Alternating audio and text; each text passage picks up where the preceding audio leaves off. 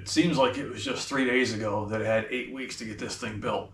Now we're down to like 5.5 weeks, and I feel like I barely even started on it. Granted, the rear end's pretty much done. Just gotta get the torque tube back on it. But really not much else has gotten done. We're starting to work on the frame a little bit. Haven't even touched the front end, so that's what we're gonna do right now is get this torn apart, going through, put together what I want to use on the car. Then we're gonna jump onto the frame, address those issues, and hopefully at least get the frame set up as a roller.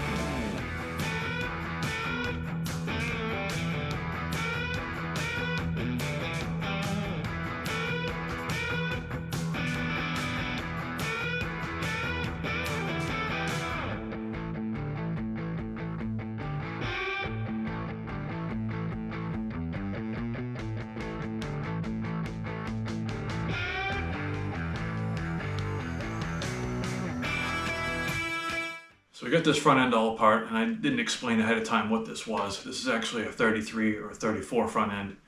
I plan on using this under the Model A just because the axle actually drops it like 1.25 inches, I think, more than a stock Model A axle. It's the same front end that's in my black coupe. So again, we want to use all junkyard parts, and that's something you would have found in the junkyard back then. 33, 34 Ford axle. So that's pretty easy. Same thing with the wishbone. I'm going to try to use that. We'll see where it lands once we get the motor and stuff mocked up in there, but that's the plan right now. Now, if you haven't messed around with taking one of these apart, I'm going to go over a little bit of what we just watched. I'm going to give you some tips on that. So first off are cotter pins. There's all kinds of cotter pins on these things. The backing plate bolts are actually cotter pinned, and they can be a huge pain. I don't usually fight with them too long. If they're rusty, you can't get them out, just spin the bolt off. You're going to ruin the threads, whatever. Throw the bolt away, get some different ones. It's not a huge deal. Where you do run into issues with cotter pins are the perch pins, which these things right here, your shackle pins, whatever you want to call them. You need to get these out or you're going to ruin these. Now, the reason I took this apart is because these are 32 to 34 perch pins. I don't need them on this because it's not going to have mechanical brakes, which is what this other ear is for, and these are actually somewhat valuable. So you could sell these. Back to the cotter pins though, you need to get the cotter pin out of this, and sometimes it can be a real bear because they rust in there. If you just break it off and then try to spin the nut off, you'll tear all the threads off the end of this and make it essentially worthless. So as you noticed, one side was a huge bear to take apart. I fought with a cotter pin for quite a while. I wanted to make sure I got it all out of there so it wouldn't damage the threads. Did finally get it out, had to heat the nut to get the nut off, then had to heat the hell out of the axle twice to finally get the pin out. Sometimes that's just how they are. Then the other side came right out without any heat. It's just, you never know. The last several axles I've taken apart, I've just used a propane torch and it's worked fine. This one wasn't even budging, and as you can see, I had the axle orange hot to finally get that out of there. Now there are some tips and tricks and stuff to try to get those cotter pins out. I might do a separate video on just that. You know, once you mess around with a few of these, you kind of develop a little strategy with it. The big thing is just have a little bit of patience. Try to pull it out. Don't try to break it off and drive it out. That's kind of a hard way to do it. If you can work with it a little bit, put a little penetrating oil on, maybe a little heat, and just try to work it. If you can get it to loosen up inside the housing, then that's the battle won right there. You can get it out after that. If it's frozen in here, it's going to break off, and then, like I said, you're going to ruin the threads. So just work with it a little bit, be patient with it. If it does break off, get in there with a small punch and try to drive it out of here. You can drill it. It's pretty difficult to get everything aligned properly without screwing this up to drill it. Another thing I wanted to mention was taking apart the front spring. You probably saw that I started hitting the spring with a hammer while I was taking it apart. And the reason for that is because the center bolt was actually rusted in there. When I was pulling the nut off the bottom, the bolt itself wouldn't turn. And that can be kind of a dangerous thing because you can start letting the clamps off and thinking that that spring is decompressing when actually that bolt may be holding some of the leaves together. So you may get those clamps off of there with no tension on it, and that rust may let go and those leaves could come apart. So that's the reason why I still had tension on it. I started hitting it with a hammer to try to get those things to break free, which it did. That way you know when you take that spring pack apart that they're actually apart and not stuck on that center bolt. So now that this is all apart, I'm going to go back over to the rear end. I'm going to get the torque tube back on it, and then we're going to start working on the frame.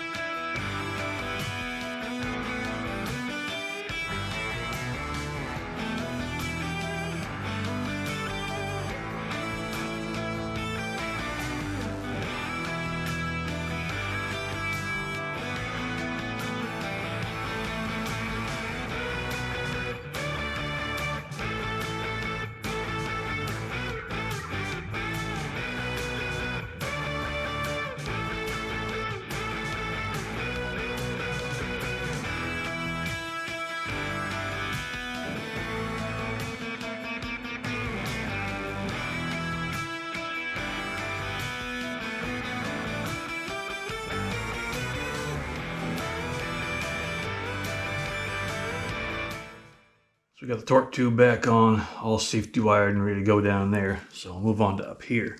I throw a bearing back in. I just pack some grease in it and then I'll shoot some 600 weight in there with it just to soupy up a little bit. That goes in first.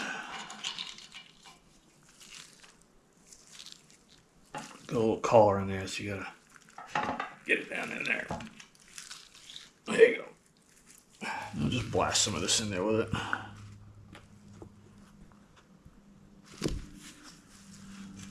Alright, next thing is our thrust washer. Our speedo gear.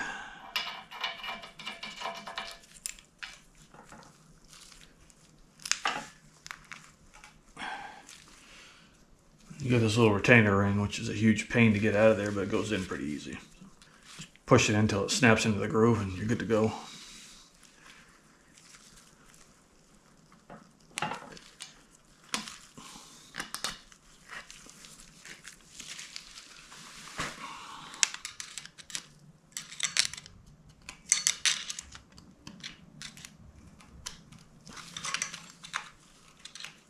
So the front of the torque tube is all together now. I didn't put the speedometer drive on there yet just because I figured I'd probably end up breaking it, moving this thing around so much and putting it in and out of the car. So we'll wait on that and do that later.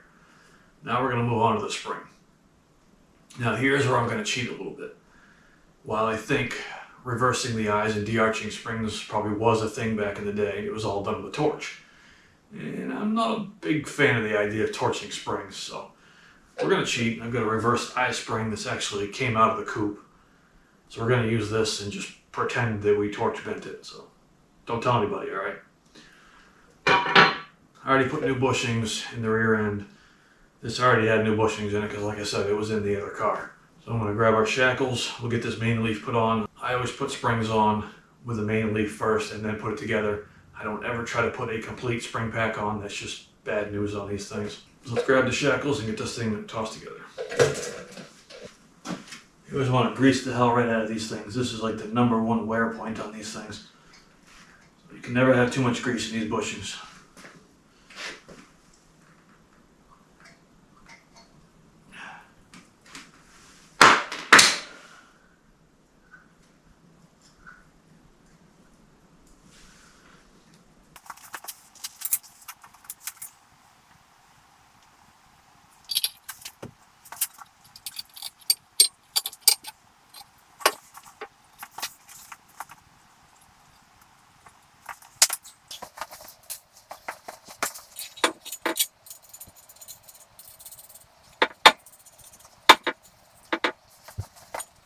So I know what you're thinking. Yeah, that looks all great and wonderful and everything, except now the spring is like a foot away from the hanger here.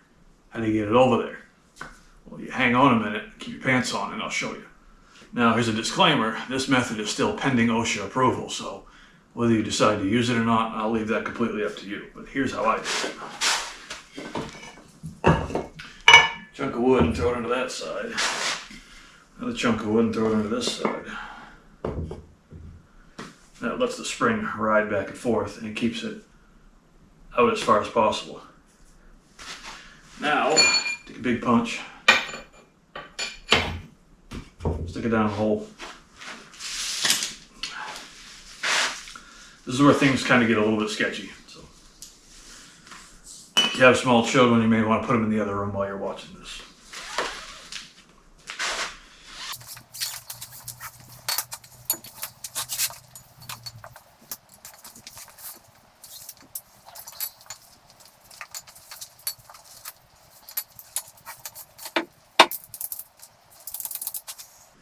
It's best to stay out of the launch zone, like this general area here, just in case something goes bad.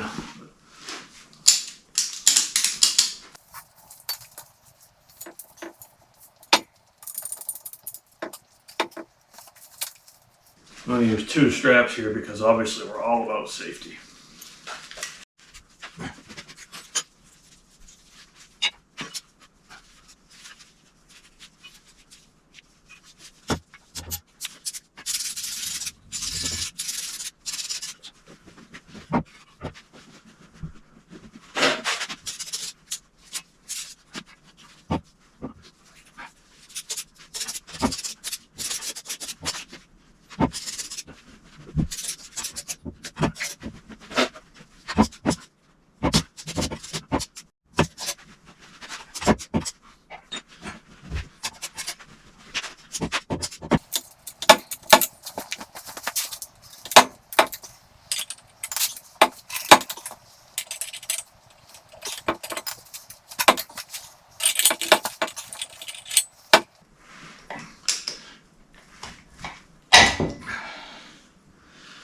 Yeah, see, it's in there. Not sketchy at all. It's so safe, I'm just going to stand back like 7 feet while I drive this over here.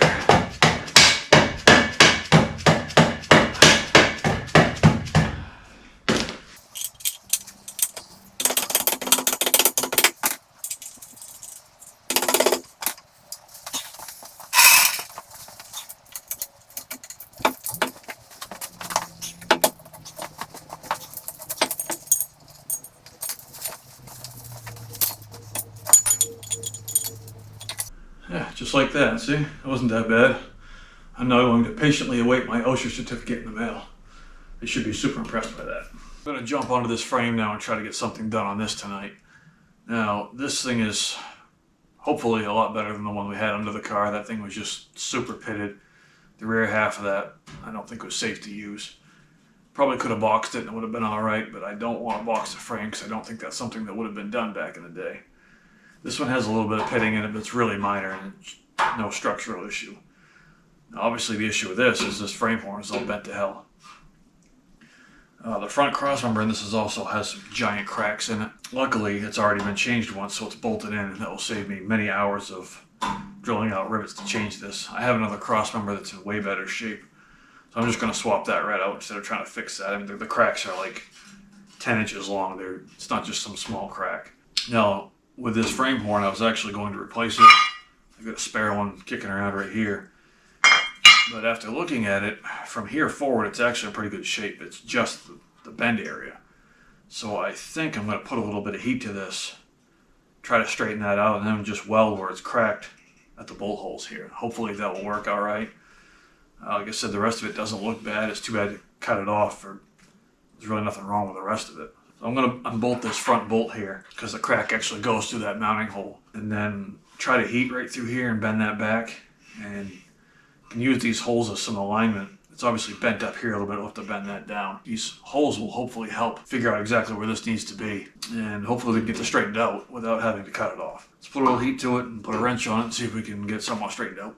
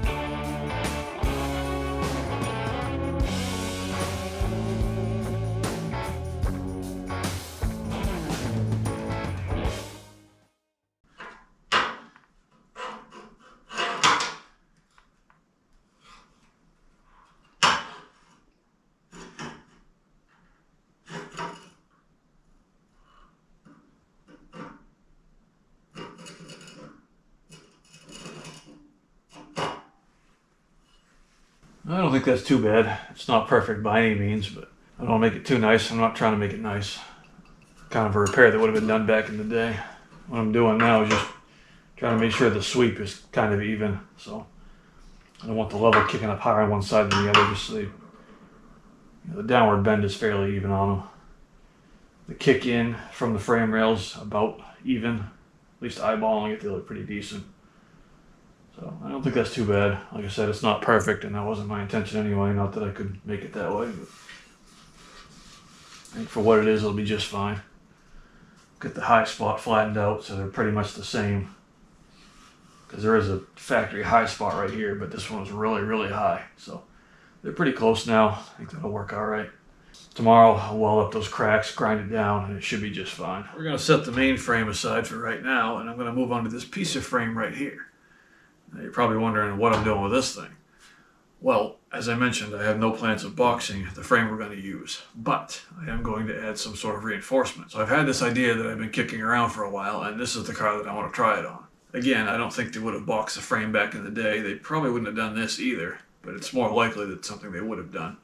And again, we're going to use junkyard parts, so I'm using this old Model A frame that's all pitted to hell and, again, not safe to use. It's one out of the stack I have outside there. So it's already cut in half. I'm going to use these rear rails for something. So I'm going to drill all the rivets out of this, get those separated from the rear cross member. I also have the front rails, which we're going to be using. So I'm not going to dive into exactly what my plan is for this just yet. Once I get all the pieces separated and get it kind of laid out, we'll show you what my idea is, and hopefully if it works, at least get the back half of it made. And the front's going to be a little trickier because we have pedals and all that good stuff in the way, so that's going to take a little bit, but the back one should be fairly easy to do.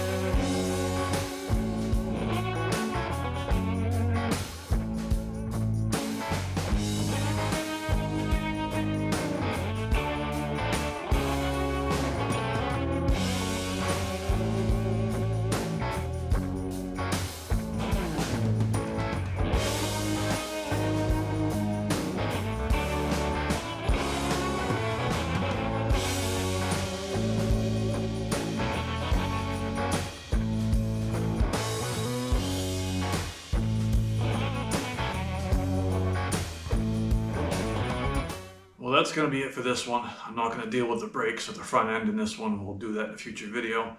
The rear end's all back together besides that. So in the next video, we're going to jump back onto this frame. I'm going to get the issue with the front horn there all fixed and try to turn my bracing idea into reality. So you don't want to miss that. Check back in a few days for that one. And as always, thanks for watching.